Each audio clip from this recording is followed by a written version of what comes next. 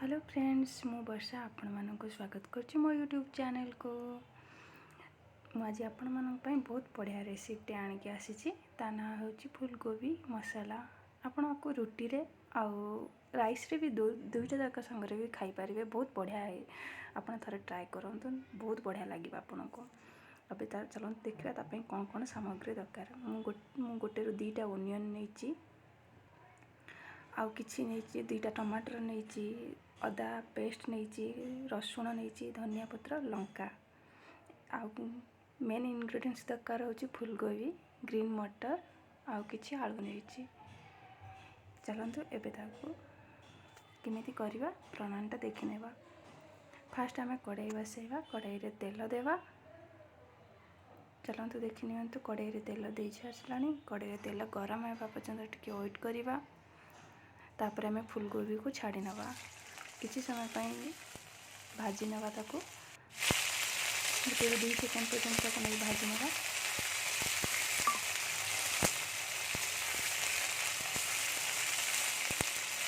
तापर आमे आलू पकेइबा, ताको भी भाजी नवा।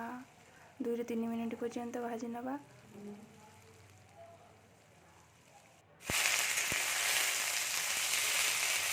चलंतु भाजी नवा। स्वाद अनुसार लुण पकेइबा, तापरे हळदी पाउडर पकेइबा, ताको भाजी नवा। 2 से 3 मिनिट भाजी नवा।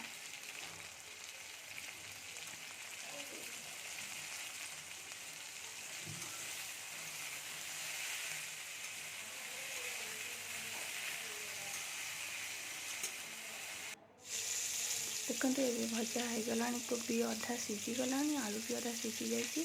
एबे ताको काढ़ी नबा आमे।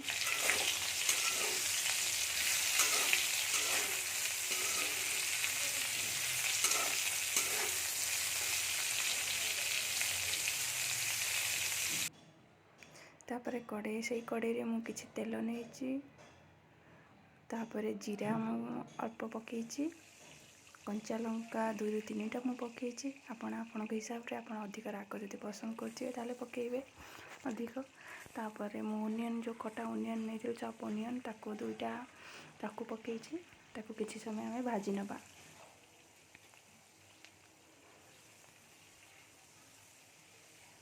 2 ରୁ 3 मिनिट पर्यंत भाजी नबा ताको। तापरे मु अदा पेस्ट पकेछि, ताको भी भाजी नबा।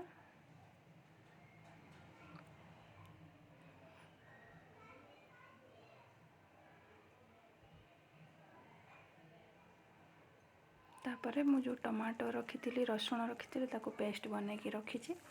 ताको भी आमे नै कि किछि समय कसिबा। पकै कि भल्ला से कसी नबा, जेमिति ऑयल सब बाहरी आसे।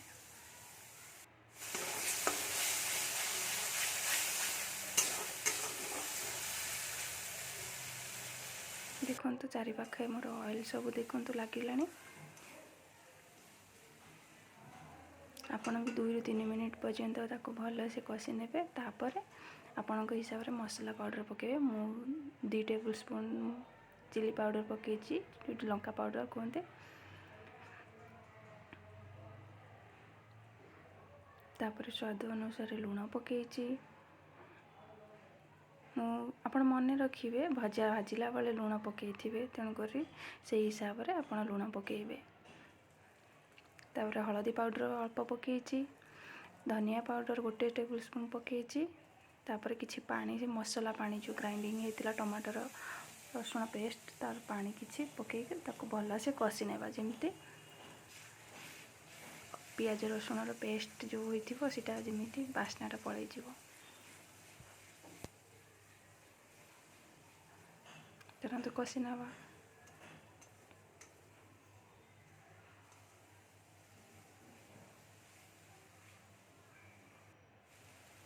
देखंतु तेल सब चारि पाखे जाक लागिलानी, आ कलर भी बहुत बढ़िया कलर भी आसीछि।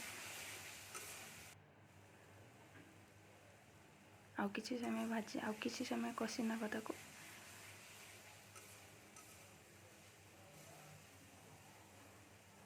देखंतु ଦେଖନ୍ତୁ ଏବେ ମସଲା ପ୍ରାୟ କଷି ହେଇଗଲାଣି। ଏବେ ଚାଲନ୍ତୁ ଯେଉଁ ଭଜା ହୋଇଥିବା କୋବି ଆଉ ଆଳୁକୁ ଆମେ ପକାଇଦେବା ତା ଦେହରେ। ତାକୁ ଟିକେ ଗୋଳେଇ ନେବା ଭଲସେ ମସଲା ଦେହରେ। ତାପରେ ଗ୍ରୀନ୍ ମଟର, ମୁଁ ଫ୍ରେଶ୍ ଗ୍ରୀନ୍ ମଟର ନେଇଛି। ଗ୍ରୀନ୍ ମଟର ପକାଇକି ତାକୁ 1 ରୁ 2 ମିନିଟ୍ ପର୍ଯ୍ୟନ୍ତ କଷିବା। ତାପରେ ମୁଁ ଧନିଆ ପତ୍ର କିଛି ନେଇଛି, ଆପଣ ଚାହିଁଲେ ଧନିଆ ପତ୍ର ନେଇପାରିବେ। ଧନିଆ ପତ୍ର ପକାଇ ତାକୁ ଫିର ଟିକେ ଗୋଳେଇ ନେବା ଭଲସେ। ଦେଖନ୍ତୁ ବହୁତ ବଢ଼ିଆ କଲର୍ ଆସିଛି, ଏଇଟା ନ୍ୟାଚୁରାଲ୍ କଲର୍, ବହୁତ ବଢ଼ିଆ କଲର୍ ଆସିଛି। ଆପଣ ବହୁତ ବଢ଼ିଆ ବି ଲାଗୁଛି। ଆପଣ ଥରେ ଟ୍ରାଏ କରିକି ଦେଖିବେ, ଆପଣଙ୍କୁ ବହୁତ ପସନ୍ଦ ଆସିବ। ତାପରେ ଆମେ କ'ଣ କରିବା ନା ମସଲା ପାଣି କିଛି ଦେବା।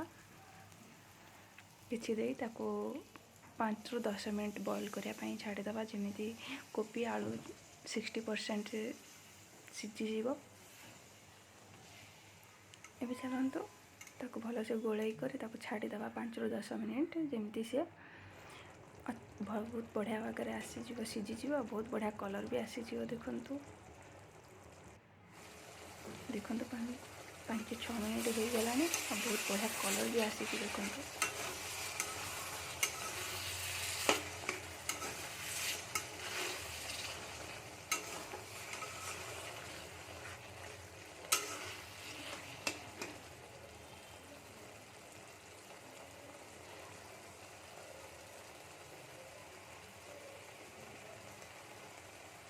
ଏବେ ଚାଲନ୍ତୁ କିଛି ଗରମ ମସଲା 1 ଟେବୁଲ୍ ସ୍ପୁନ୍ ପକାଇଦେବା ଲାଷ୍ଟରେ, ଆଉ କିଛି ଧନିଆ ପତ୍ର ପକାଇ କରି ଗ୍ୟାସ୍ ବନ୍ଦ କରିନେବା। ଆଉ ଆପଣଙ୍କ ପାଇଁ ହେଇଗଲା ବହୁତ ବଢ଼ିଆ ରେସିପି ଗୋବି ମସଲା।